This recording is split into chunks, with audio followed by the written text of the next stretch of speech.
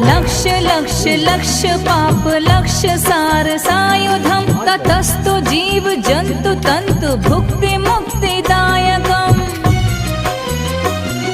विरंचि विष्णु शंकर सकीय धाम वर्मदे त्वदीय पाद पंकजं नमामि देवी नर्मदे